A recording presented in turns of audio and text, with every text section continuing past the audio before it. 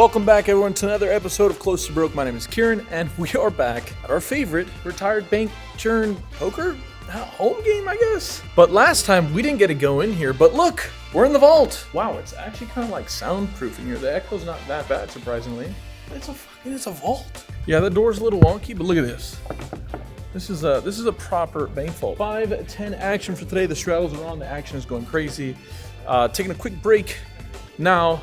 Let's get back into the poker. Let's hop into today's session. We have some great things to announce during the mid-session update, which we will do, but for now, let's get some poker going.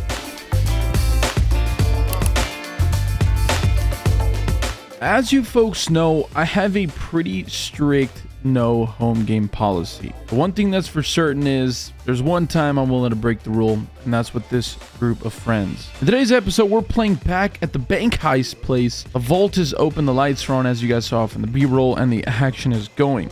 And we've got some real exciting poker to go over. The $40 straddle on, and the button raises to $150. The action's on me here in the small blind, and I look down at Queen 8 of Hearts. I decide to make the call here, and the big blind decides to go all in, which he's done 3 of like the first couple hands. This is actually my very first hand in the session. This is the first hand I've looked at, and with the action folding back to me, I've got a suited queen here, and considering how wide our opponent here has been going off, you know what? Let's gamble. It can't be that bad, right? We decide to call here, call it off. I totally miscounted his stack. I thought it was only $400 or $500. Yeah, ooh, Kieran, you probably need some glasses. Either way, we have over a $2,100 pot, looking to not have to rebuy immediately. We decide to run out 2 boards, and yeah, there's literally no sweat. Very first board, we flop a straight. Yeah, that's probably going to be good, especially when our opponent flips over the 6 of hearts. The second board comes out 6, 4, 5. We flop ourselves a gutter ball. Yeah, yet again. 7 on the turn. We turn another straight. Oh my goodness. So all we see there is our opponent flashing us the 6 of hearts. So I don't know. That could literally be anything. And I doubt it's pocket 6s because a 6 came on both boards. So yeah, we'll definitely take that. Pretty much a double up on the very first hand. So the excitement in this next hand is really getting the best of me. As you guys can hear subtly from the table audio, yes, I'm in the $40 straddle, and that's not the biggest straddle because it goes 80 and then 1 freaking 60. Remember, this is a 1,500 cap game.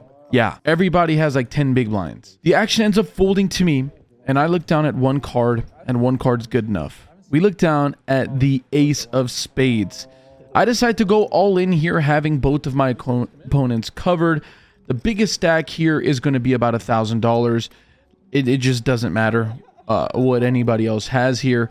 My opponent is thinking it through, and I realize that he's probably not going to call it off. So I decide to offer him a deal. I say, look, put $700 out there. If you don't want to commit your entire stack, let's just run it like this. And he ends up calling for a $700, I guess, technical all-in. The action is dead there. Our opponent chose a king 6 here, and we are looking good for a big double up. We decide to run out 2 boards, and luckily for us, an ace comes on both boards. We end up scooping against king 6 offsuit. Not that interesting to go over as far as it pertains to skill and stuff like that, but just goes to show you this game is really off the rails. And if you guys didn't know, we're doing our WSOP giveaway. The only way you guys can enter is very simple. Be subscribed to this channel and like, all the videos or whatever. Like, subscribe to the Close to Broke podcast channel, which again, it's super simple. It's Close to Broke podcast on YouTube. Find it, just subscribe to it. Or even easier, there's a link in the bottom of the description right here. If you click in the description box, click the C2B podcast link and subscribe. And lastly, the most important part, submit a 60 to 90 second long video over to this email here, c2bpoker@gmail.com, letting me know why you think I should choose you to join me in the WSOP giveaway. I'm taking care of the flight, the stay, as well as your entry into a bracelet event here in the WSOP in the coming months. I hope to see you guys in Vegas, and if I don't, I hope to see you guys in somewhere near you. Enough of the shenanigans. Let's hop into some real poker finally. Underthing decides to open it up to $60. That's 6x. There is no straddle on in this hand. We're in the cutoff, and we look down at Jack 9 of diamonds. This is a really good hand here. Unfortunate that my opponent goes pretty big, but either way, I'm never folding. The big blind calls as well. And the flop comes out ace, king, 5 with 2 diamonds. We flop ourselves the second nut flush draw, and the opponent decides to c-bet for 75. At this point, I decide to play my hand a little more on the aggressive side. I raise $300. Big blind gets out of the way. Initial raiser calls, and the turn card comes out, the 10 of hearts, improving us now to even more equity. Either way, with the action checked over to me, I think that checking here is fine, but I think that betting here is better in this specific instance. I just read my opponent for weakness. The way that he called my raise on the flop felt kind of like not a strong hand. I decide to bet here once again as a semi-bluff for 450. Our opponent thinks about it for a second before deciding to make the fold. Nice. We end up deciding to rabbit hunt this in the river, so we would have hit our flush anyways, but it's nice to take one down. Playing a little bit of street poker, nothing beats being in position. By this point, we have definitely been sun running, and it looks like the things are going to continue in that way. There are 2 limps when the action gets over to the cutoff, who makes it 60. The button 3-bets that to 300, and the action's now on me. One thing I'll tell you for sure is that the opponent that put money into the middle here on the button, Mr. Recycler, is not going to be doing this ever with an absolute junk hand. Maybe if he just called here for sure, he'd have some kind of random junk, but in this specific case, the Recycler's got none of that crap. He's probably going to have a really good hand, so when I look down at my hand, I know that I've got to have something big to be able to battle back. Pocket aces. Here we go. Deciding on what I want to raise to, 600, 700 maybe, and then my opponent says something, and he meant it 100% genuinely. He says, if I go all in, he's all in too. Well, I have aces, so I just go ahead and jam $4,000, as crazy as it sounds. The action folds back to him, and he snap calls. I let him know immediately that we do have aces, and he is in disbelief and lets me know he has pocket queens.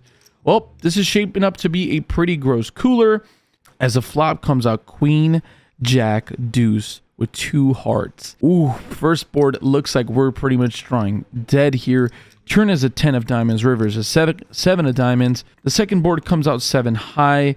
Turn card is an 8 of hearts, and the river card comes the king of hearts. So fate an absolute disaster there if somehow I only 3-bet pre-flop, or 4-bet, excuse me, and he doesn't 5-bet and that flop comes out queen high. Yeah, I lose all my money. So really, really crazy series of events there, but either way, a massive $8,000 pot just chopped in half. We'll take it nonetheless, because that could have been a disaster. As I mentioned in the last hand, I've got to pack some heat, and I look down at a suited queen here from the button. Packing heat maybe is a little excessive here, but I decided to isolate here to $50 because I'm in position, punishing the limpers. The big blind cold calls as well as both the limpers call. We're going 4 ways off to a flop with over $200 in the middle. That comes out ace, 6, 3 with 2 clubs. Once again, we flop the car keys. With the action checking over to me, I decided to c-bet for a pretty big size of 150, going 3/4 pot. My opponent from the big blind calls once again. So at this point, I realize that I'm probably going to need to catch up here.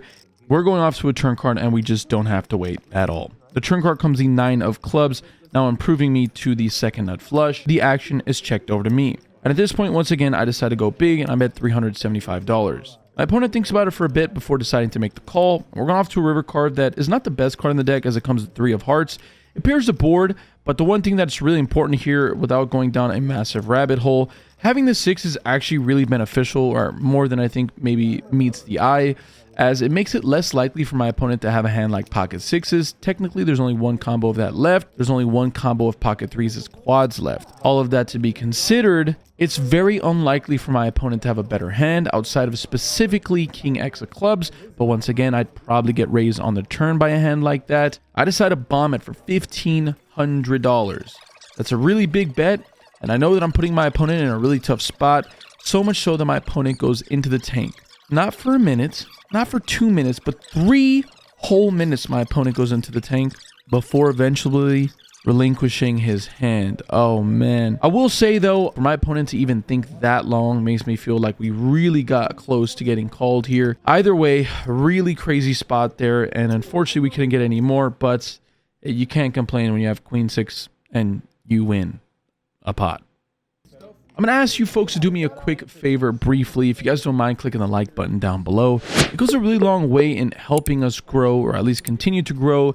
C2B is a really small family as it is now, and it can easily grow bigger than this with a YouTube algorithm, you know, pushing us a little bit in the right direction. I have a really important question for y'all. Do you guys like me putting these double board PLO bomb pots? I'll definitely include the really big pots, but I've kind of been not wanting to post double board PLO bomb pots of like, even if it's like a 2 or 3K pot that ends up just getting split or I end up losing or whatever. It's just really hard to follow the action and for like a split pot most of the time, and for it's just a lot, and it's I don't know. That's just how I feel. Let me know in the comment section what you guys think about that. Either way, in this next hand, there's a $20 straddle on. There are 2 early position limpers. I'm in middle position with ace-6 of hearts. I decided to bump it up here to 125. The big blind and the limpers make the call. The flop comes out 9-9-6. Pretty good flop for us here, as we're going to go ahead and flop second pair best kicker. Well, technically 2 pair with the best kicker. Either way, there is quite a few draws out there. I bet 175. Only the second limper makes a call. And there's some pretty fun and sick table talk here if you guys can listen in. I feel like I got called by pocket 4. Oh, thank God it wasn't 4. Turn card comes a 3 of diamonds. So one of the cards that I was obviously a little scary about, or the pairs that I was, now improves to a boat. But again, you can't be scared of every little thing that comes wrong in your life, obviously. I bet 255, once again, not going too big. And at this point, my opponent check raises me to 700. I don't know if my little bit of table talk and table banter is getting to him and he's overplaying a hand that he might not, you know, want to, or he's just honestly watching my vlogs and realizes that there's a way to play hands poorly, and he's just taking notes and watching me just absolutely muck up everything. Our opponent puts us in a really tough spot, but with the hand this good, I feel like at this juncture, I still got to make the call, which I do. The river card is a disaster as it comes a king of clubs. A lot of those random bluffs now improve to a flush, but our opponent checks. I check it back, and in fact, our opponent does have showdown value, but it's pocket 5s. We win. We just out-pip him. That is a wonderful, wonderful feeling. Feels good when you're running good, especially after losing a couple of bomb pots there in the middle to come back. Let's go. Well. In the last hand, we had ace-6 of hearts. Let's see if we can improve upon that, as now we have the ace-7 of hearts. I make it 60. The cutoff makes a call. Both blinds make the call, and the flop is pretty above average for my hand, as it comes 6-5-4 with 2 diamonds. Obviously, a flush draw out there, straight draws out there, and an already made straight out there. A little odd here when the small blind decides to lead out for 120. My hand's really good here. This is a big bet. What I do have to be worried about is a player behind me. But once again, my hand's just too good to fold here. Just sheer equity alone. So I make the call. The player behind calls as well. And the turn card just immediately, bink, right there. Don't have to wait. Let's go. 3 of clubs. Our opponent once again from the small blind leads out. I make the call for 250, and once again the player behind me calls as well. We're going off to a river card that comes out the queen of clubs. Doesn't change anything. The flush draw thankfully breaks out here. And once again, when the small blind leads out for 600, I don't see any merit or any value in raising here. It's hard to get called by worse. I just decide to call here and allow my opponent maybe behind me to make a call with the hand like 2 pair a set. Either way, he ends up folding, which was probably a flush draw. I show my hand and my opponent shows jack deuce off. So he did in fact have one hand that could have possibly called me if I raised, as he had the lower end of the straight, but once again, pulling a pot in our direction feels amazing. Let's go. In this next hand, there's a $20 straddle on, which is where I reside. The small blind and the big blind both limp. After the action gets to me here, I decide to isolate both limpers after I look down at ace jack offsuit. I make it 125 total to go, 105 to my opponents. Both opponents make the call, and the flop is pretty above average as it comes ace-9-4 rainbow. With the action checked over to me, I decided to throw a small c-bet for a third here, 125. Only the small blind makes a call at this point, and the turn card comes the 5 of clubs. Brings a backdoor flush draw, and brings in, again, another straight draw for some opponents that maybe just getting a little sticky. But the odd thing is, at this point, my opponent decides to lead out for a pretty hefty bet of $400. Gotta proceed with caution here. I don't see the value in raising. I just make the call. And the river card is pretty much a pretty solid one, as it comes in 9 of clubs. He decides to down bet this river card to 300. So he just bombs the turn and then micro bets the river. Maybe I'm getting taken to value town, and I decide to make the call here. And in fact, my opponent, yeah, he has ace-9. We lose to that boat there. Honestly, jokes aside, we lost the minimum. We could have easily probably paid off a bigger bet on the river there, as obviously a ton of better hands get counterfeited there on the river. But either way, end up losing it. It's only fair. We've been running way too hot to this point. Once again, we are in the mix here with a $40 straddle on. The button opens to 130. Action's on me in the small blind. We look down at Jack 10 of hearts. I think this plays really great as a 3-bet squeeze. But considering that my opponent raised here from the right, and I'm going to be out of position and against my opponent who doesn't even have 100 big blinds in his stack, as none of us really do, as there's a $40 straddle on.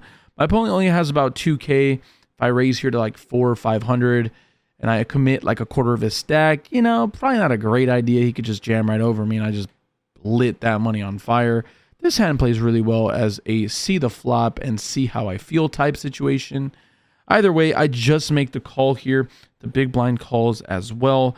And we're going 3 ways off to a flop that is really above average, if I'm being honest. As it comes out, queen, 8-4 with 2 hearts. We improve here to quite a bit of equity. We flop ourselves a flush draw as well as the old gutter ball here and 2 undercards. You love to see it. With the action over to the initial raiser, he decides to c-bet here for a pretty hefty sizing of 275. And with the action folded over to me, obviously I think at this point there's a lot to think about. I think it over for a little while before understanding that I'd probably, in my best interest, want to commit the money now and get to run out the board here and see all 5 cards. So obviously at this point he has at least kings plus and greeted with pocket kings. We're going to need to improve here. Any 9 or any heart gives us the best hand. We're not looking in awful shape here, especially when the turn card comes out Jack of clubs. And luckily for us, there's no sweat as the river card on the first board comes out a 3 of hearts. Improving us to a flush here, and now we guarantee lock up half the pot. Once again, we do have a second river to run it out to. The second river, the second turn does not look so kind to us as it comes to 2 of clubs. Looking to hit any heart, any red card on the river, and it doesn't come as it comes the 3 of clubs. Either way, a really big pot there, over $4,000 in the middle. Unfortunately, we couldn't get that pot shipped in our direction. But again, we've sunrun this entire way through the session. It's only fair that, you know, we don't win all of these. All of that bringing us to the last hand of the session, and we saved a really fun one for the last one. Once again, we find ourselves in a $20 straddle situation when the button and the small blind limp. I find myself in the big blind, $10 more for me to put in, and we have a suited queen. I do just that. The straddler checks, and we're going multi-way off to a flop that's super wet and coordinated as it comes queen, jack, 10 with 1 club out there. Ends up getting checked through. And the turn card comes a deuce of hearts here. I bet for 50 bucks, going a little bit on the bigger side here. The button and the small blind make the call. And the river card comes out the 7 of diamonds. Again, it doesn't change too much. Either way, I bet for value for $75. The button folds, and then the action gets to the small blind, who decides to check raise to 400. Now I am in a bind. As we stated earlier, I just don't think a ton of hands improve here, but I think there's a bunch of hands that don't improve that are going to just turn their hands into a bluff. Obviously, any king and any 9, I think it'd probably be a good idea to do that. Obviously, if a hand like maybe jack 9 wants to bluff, if a hand like king jack wants to bluff, we beat those hands still. And after quite a bit of thinking, at the end of the day, my curiosity is always going to get the best of me. I end up tossing in the call. And you won't believe it. My opponent chose 7 deuce offsuit. Oh my goodness, no. How can you complain after sun running and, you know, things just going in our favor? We're going to throw it over to me in person to talk to you guys about some really important things that are coming up. And again, thank you all so much for stopping by. Much love, appreciation, and let's check it out. And throw it over to me in person for our post-game interview.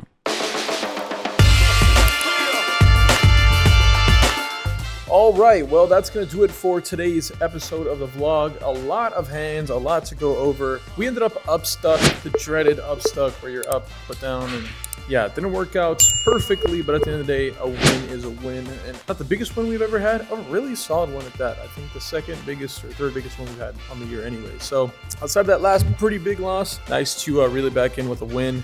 Really cool place, really lovely people, as you guys can see here. The numbers are in for 1,500, out for 4K exactly. So for my math, it's about a $2,500 win. We'll take that every single day of the week. Got in the mix there. You know, it's fun to like mix it up, but I think we were up at least 1,000, if not more, over that after a couple of tough spots we were put in. But yeah, all things considered, good win. happy days. And that's pretty much going to close it out for today's session. You guys know, or if you didn't already, all the same stuff as per usual. WSP giveaway is going on right now. If you guys are interested in that, just send over a video letting me know why I should choose you for a free roll to come out here to Vegas to run in a WSOP event. Outside of that, that's pretty much going to do it for me here today. Again, check out the links there if you guys ever want to play with me in the Splash Squads. The links at the top of the description. Make sure you go in there. You'll probably catch some punts there. A lot of people can attest to that. But yeah, not a whole lot more to talk about. If you guys haven't already, make sure to check out the podcast that dropped today. Outside of that, I'll see you guys in the next one. Peace.